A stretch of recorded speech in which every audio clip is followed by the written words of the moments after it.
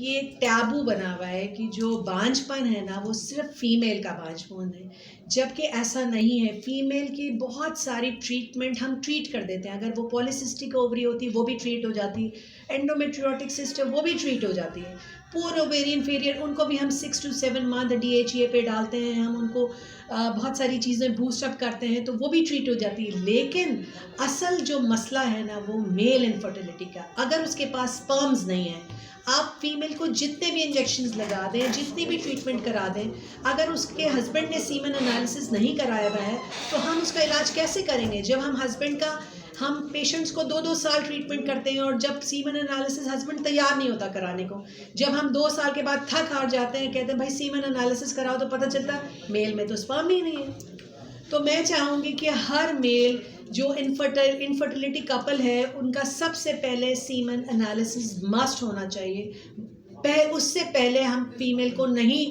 Treatment पे रखें, पहले फीमेल के ट्यूब टेस्ट करें और हस्बैंड के सीमन एनालिसिस करें, उनके सारे हार्मोन्स के टेस्ट करें, ये सारे चीज़ों के बाद फिर पेशेंट को ट्रीटमेंट पे डालें। ब्लाइंडली प्लीज़ खुदा के लिए फीमेल पेशेंट्स को ना आप इंजेक्शन लगाएं, ना आप बिल्कुल पैनाडोल की तरह गोलियां खिला दें कि अंडे बन जाए। पता चला उसका कोई वर्कअप नहीं हुआ, बस के ट्यूब्स खुले हैं नहीं खुले हैं, उसके मसले मसाइल जो हार्मोन्स हैं वो सही हैं कि नहीं है। तो मेरी ये सारे गायनाकोलॉजिस्ट से ये एक रिक्वेस्ट है कि जब आपके पास एक इनफर्टाइल पेशेंट आए तो सबसे पहले फ़ीमेल के आप ट्यूब टेस्ट कराएं।